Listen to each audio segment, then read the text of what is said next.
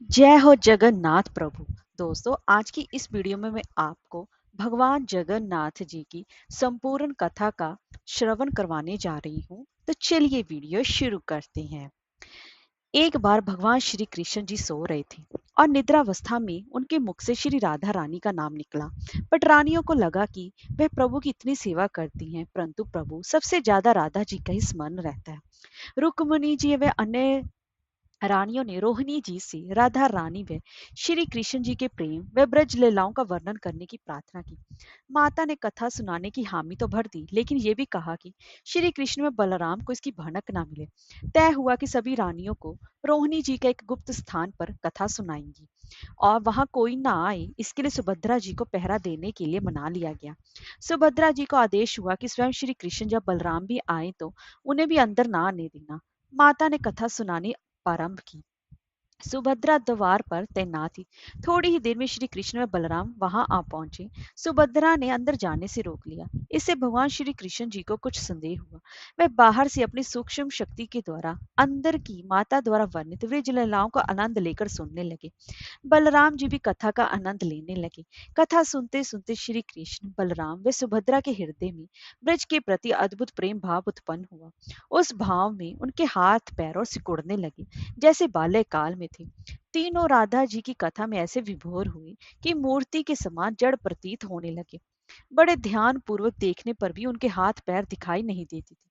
सुदर्शन ने भी द्रवित होकर लंबा रूप धारण कर लिया। उसी समय देव मुनि नारद जी भी वहां पहुंचे और भगवान के इस रूप को देखकर आश्चर्यचकित हो गए और निहारते रहे। कुछ समय के बाद जब तंद्रा भंग हुई तो नारद जी ने प्रणाम करके भगवान श्री कृष्ण जी से कहा कि हे प्रभु, मेरी इच्छा है कि मैंने आज जो रूप देखा है वह रूप आपके भक्त जनों को पृथ्वी पर भी चिरकाल तक देखने को मिले। आप इस रूप में पृथ्वी पर वास करें। भगवान श्री कृष्ण जी नारद जी की बात से अत्यंत ही प्रसन्न हुए और उन्होंने कहा कि ऐसा ही होगा। कली काल में मैं इसी रूप में नीलांचल क्षेत्र में अपना स्वरूप प्रकट करूंगा। कलि युग के आगमन के उपरांत प्रभु श्री जी कृष्ण भगवान जी की कृपा से मालव राज इंद्रद्युम्न ने भगवान श्री कृष्ण और बलभद्र जी और बहन सुभद्रा जी की ऐसी ही प्रतिमा भगवान जगन्नाथ मंदिर में स्थापित कराई थी। राजा इंद्रद्युम्न श्रेष्ठ प्रजा पालक राजा थे। प्रजा ने बहुत ज्यादा प्रेम करती थी। प्रजा सुखी और संतुष्ट थी। राजा के मन में भी इच्छा थी कि वे कुछ ऐसा करें जिससे कि सभी उन्हें स्मरण रखें। दैव योग से इंद्रद्युम्न के मन में एक अज्ञात कामना प्रकट हुई कि वो एक ऐसा मंदिर का निर्माण कराएं जैसा दुनिया में कहीं और ना हो। इंद्रद्युम्न विचारने लगे कि आखिर उनके मंदिर में किस देवता की मूर्ति स्थापित करें। राजा के मन में भी यही इच्छा और चिंतन चलने लगा। एक रात इसी पर गंभीर चिंतन करते हुए सो गए। नींद में राजा ने एक सपना देखा। सपने में उन्हें एक देववाणी सुनाई पड़ी। इंद्रद्युम्न ने सुना, राजा तुम पहले नए मंदिर का निर्माण आरंभ करो। मूर्ति विग्रह की चिंता छोड़ दो। उचित समय आने पर तुम्हें स्वयं राह दिखाई पड़ेगी। राजा नींद से जाग उठे। सुबह होते ही उन्होंने अपने मंत्रियों को सपने की बात बताई। राजा पुरोहित के सुझाव पर शुभ मुहूर्त में पूर्वी समुद्र तट पर एक विशाल मंदिर के निर्माण का निश्चय हुआ। वैदिक मंत्रोच्चारण के साथ मंदिर निर्माण का श्री गणेश हुआ। राजा इंद्रद्युम्न के मंदिर बनवाने की सूचना शिल्पियों और कारीगरों को हुई। सभी इसमें योगदान देने पहुंचे। दिन रात मंदिर के निर्माण में जुट गए। कुछ ही वर्षों में मंदिर बनकर तैयार हुआ। सागर तट पर एक विशाल मंदिर का निर्माण तो हो गया, परंतु मंदिर के भीतर भगवान जी की मूर्ति की समस्या जस की तस थी। राजा फिर से चिंतित होने लगे। एक दिन मंदिर के गर्भगृह में बैठकर इसी चिंतन में बैठे राजा की आंखों से आंसू निकल आए। राजा ने भगवान से विनती की, प्रभु आपके किस स्वरूप को इस मंदिर में मैं स्थापित करूं? इसकी चिंता से व्यग्र हूं। मार्ग दिखाइए। आपने स्वप्न में जो संकेत दिया था उसे पूरे होने का समय कब आएगा? देव विग्रह विहीन मंदिर देख सभी मुझ पर हंसेंगे। राजा की आंखों से आंसू झर रहे थे और वह प्रभु से प्रार्थना करते जा रहे थे, प्रभु आपके आशीर्वाद से मेरा बड़ा सम्मान है। प्रजा समझेगी कि मैंने झूठ मूठ में स्वप्न में आपके आदेश की बात कहकर इतना बड़ा श्रम कराया, तो हे प्रभु मार्ग दिखाइए। राजा दुखी मन से अपने महल में चले गए। उस रात को राजा ने फिर एक सपना देखा। सपने में उसे देववाणी सुनाई दी, राजन, यहाँ निकट में ही भगवान श्री कृष्ण जी का विग्रह रूप है। तुम उन्हें खोजने का प्रयास करो, तुम्हें दर्शन मिलेंगे। इंद्रद्युम्न ने स्वप्न की बात पुनः पुरोहित और मंत्रियों को बताई। सभी इस निष्कर्ष पर पहुंचे कि प्रभु की कृपा सहज प्राप्त नहीं होगी। उसके लिए हमें निर्मल मन से परिश्रम आरंभ करना होगा। भगवान के विग्रह का पता लगाने की जिम्मेदारी राजा इंद्रदेव ने 4 विद्वान पंडितों को सौंप दी। प्रभु इच्छा से प्रेरित होकर चारों विद्वान चारों दिशाओं में निकले। उन चारों में एक विद्वान थे, विद्यापति।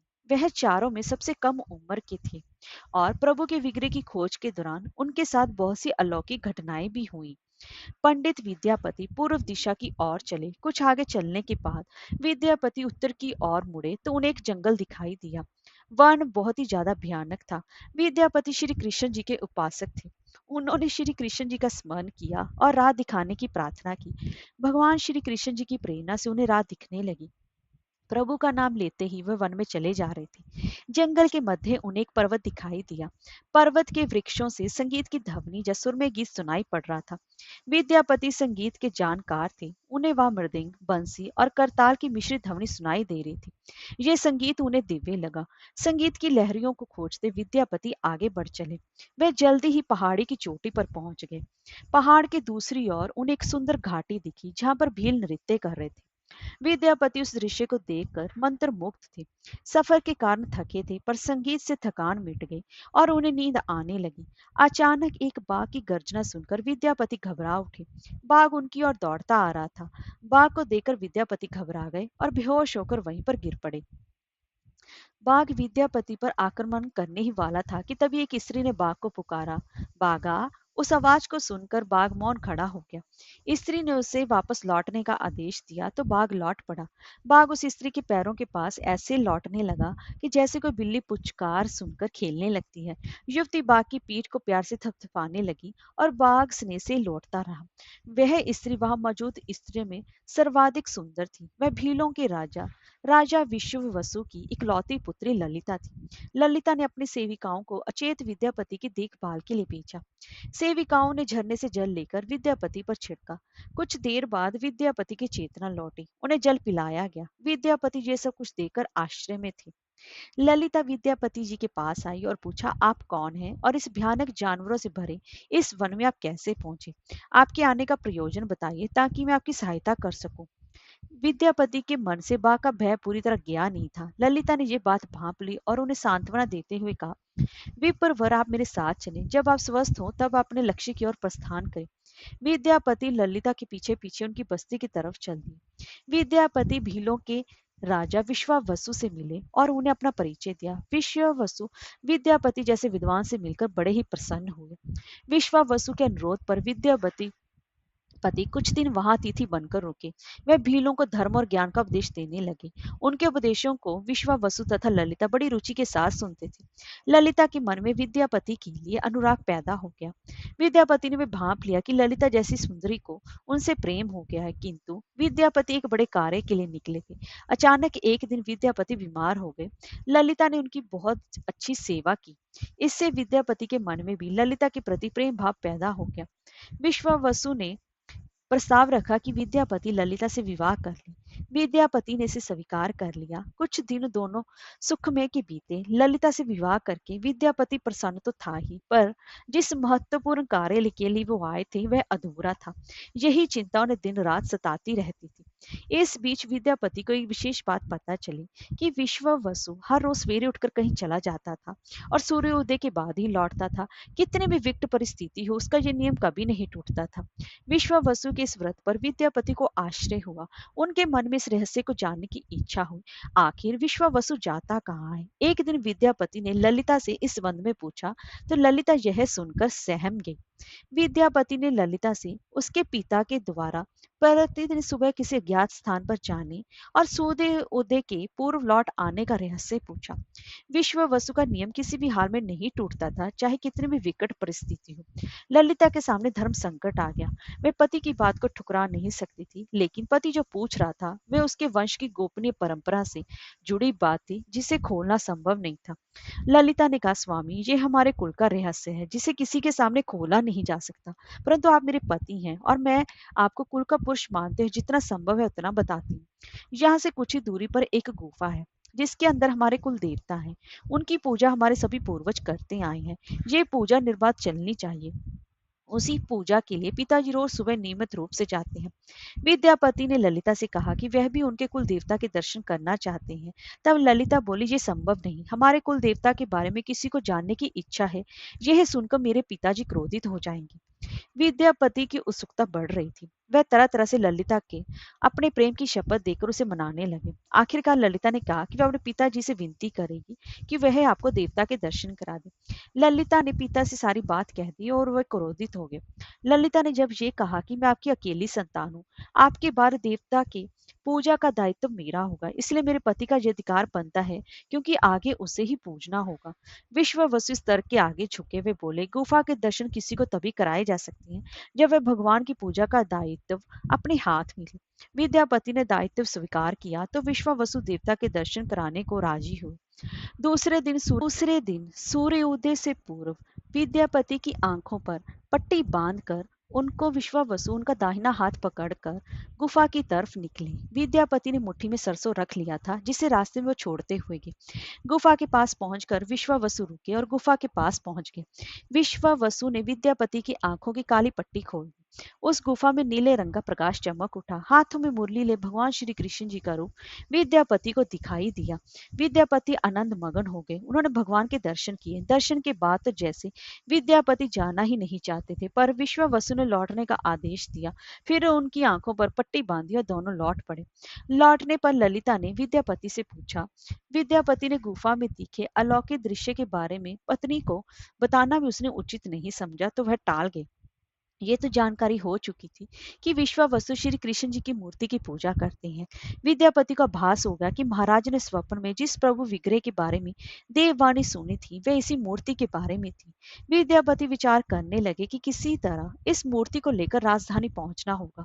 वह एक तरफ तो गुफा से मूर्ति को लेकर जाने की सोच ही रहे थे कि दूसरी तरफ भीलराज और पत्नी के साथ विश्वासघात के विचार से उनका मन व्यथित हो रहा था। विद्यापति धर्म अधर्म के बारे में सोचते रहे। फिर विचार आया कि यदि विश्वावसु ने सचमुच उस पर विश्वास किया होता तो आंखों पर पट्टी बांधकर गुफा तक नहीं ले जाता, इसलिए उसके साथ विश्वासघात का प्रश्न ही नहीं उठता। उसने गुफा से मूर्ति चुराने का मन बना लिया। विद्यापति ने ललिता से कहा कि वह अपने माता पिता के दर्शन के लिए जाना चाहता है। वे उसे लेकर परेशान होंगे। ललिता भी उसके साथ चलने को तैयार हुई। विद्यापति ने यह कहकर समझा लिया कि वह शीघ्र ही लौटेगा तो उसे लेकर जाएगा। ललिता मान गई। विश्वावसु ने उसके लिए घोड़े का प्रबंध किया।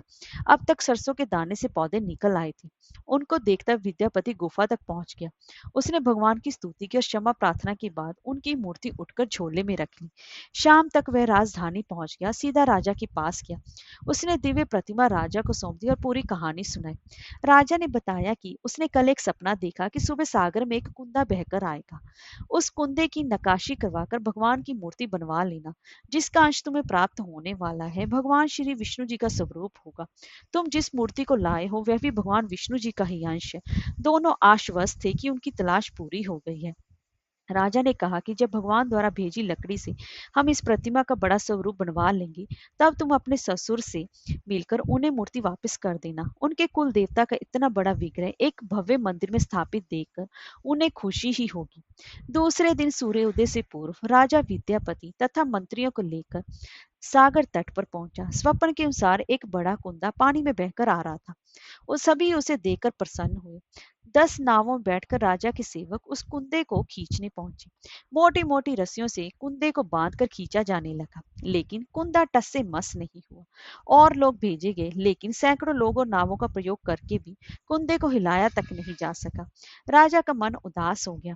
सेनापति ने एक लंबी सेना कुंदे को खींचने के लिए भेज दी। सारे सागर में सैनिक नजर आने लगे, लेकिन सभी मिलकर कुंदे को अपने स्थान से हिला तक न सके। सुबह से रात हो गई। अचानक राजा ने काम रोकने का आदेश दिया। उसने विद्यापति को केले में ले जाकर कहा कि वह समस्या का कारण जान गया है। राजा के चेहरे पर संतोष के भाव थे। राजा ने विद्यापति को गोपनीय रूप से कहीं चलने की बात कही। राजा इंद्रद्युम्न ने कहा कि अब भगवान का विग्रह बन जाएगा, बस एक काम करना होगा। भगवान श्री कृष्ण जी ने उन राजा को एक संकेत दिया था। राजा इंद्रद्युम्न को भगवान की प्रेरणा में समझ आने लगा कि आखिर प्रभु के विग्रह के लिए जो लकड़ी का कुंदा पानी में बहकर आया है, वह हिलडुल भी क्यों नहीं रहा।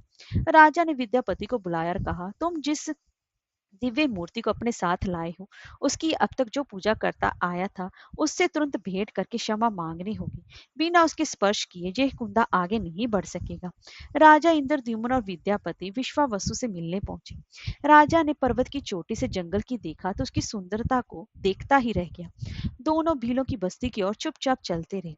इधर विश्वावसु अपने नियमित दिनचर्या के हिसाब से गुफा में अपने कुल देवता की पूजा के लिए चले। वहां प्रभु की मूर्ति गायब देखी तो समझ गए कि उनके दामाद ने ही यह छल किया है। विश्वावसु लौटे और ललिता को सारी बात सुना दी। विश्वावसु पीड़ा से भरे घर के आंगन में पछाड़ खाकर गिर गई। ललिता अपने पति द्वारा किए गए विश्वासघात से दुखी थी और स्वयं को इसका कारण मान रही थी। पिता पुत्री दिन भर विलाप करते रहे। उन दोनों ने अन्न का एक दाना भी न छुआ।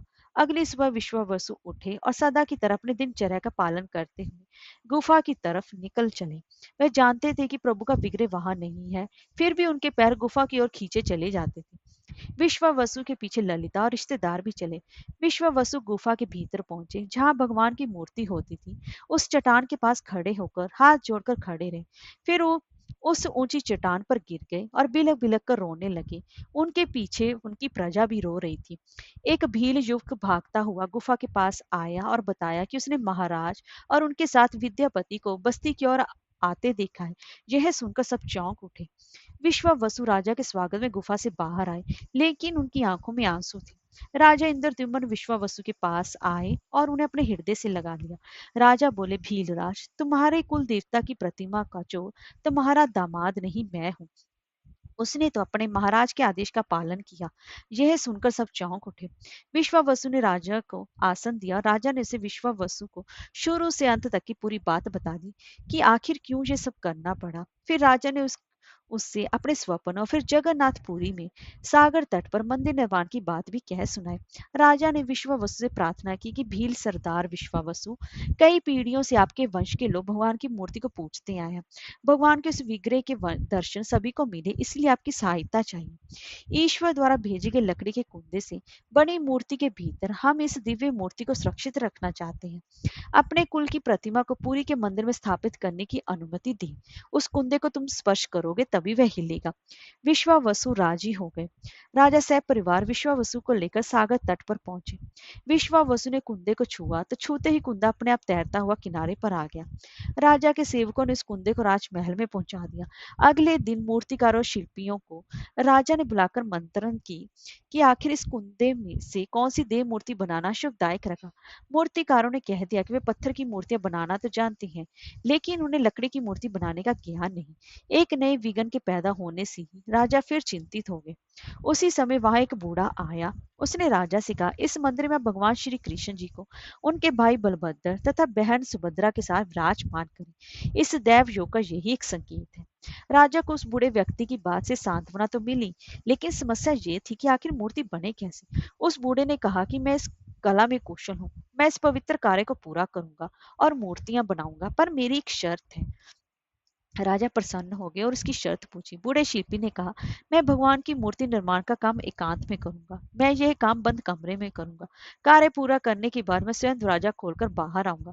इस बीच कोई मुझे नहीं बुलाए। राजा सहमत तो थे, लेकिन उन्हें एक चिंता हुई और बोले, यदि कोई आपके पास नहीं आएगा तो ऐसी हालत में आपके खाने पीने की व्यवस्था कौन करेगा। शिल्पी ने कहा, जब तक आप मेरा काम पूरा नहीं होता, मैं कुछ भी खाता पीता नहीं हूँ। राजा मंदिर के एक विशाल कक्ष में उस बूढ़े शिल्पी ने स्वयं को 21 दिनों के लिए बंद कर लिया और काम शुरू कर दिया। भीतर से आवाजें आती थी। महारानी गुंडीचा देवी दरवाजे से कान लगाकर अक्सर छैनी हथौड़े के चलने की आवाज सुना करती थी। महारानी रोज की तरह कमरे के दरवाजे से बाहर कान लगाए खड़ी थी। 15 दिन ही बीते थे कि उन्हें कमरे से आवाज सुनाई पड़नी बंद हो गई। जब मूर्तिकार के काम करने की कोई आवाज नहीं मिली तो रानी चिंतित हो गई। उन्हें लगा कि ये वृद्ध आदमी है, खाता पीता भी कुछ नहीं, इसके साथ कहीं कुछ अनिष्ट ना हो जाए। वह व्याकुल होकर रानी ने दरवाजे को धक्का देकर खोला और भीतर झांक कर देखा। महारानी गुंडीचा देवी ने इस तरह मूर्तिकार को दिया हुआ वचन भंग कर दिया था। मूर्तिकार अभी मूर्तियां बना रहा था, परंतु रानी को देखते हुए अदृश्य हो गए।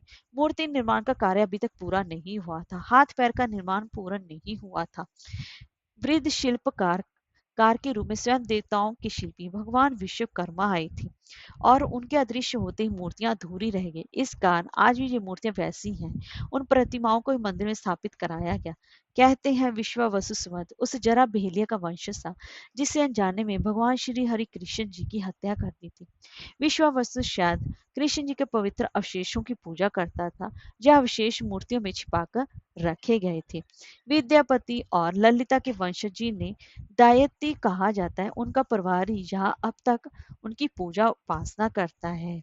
हरे कृष्णा, राधे राधे। जय हो जगन्नाथ प्रभु जी की।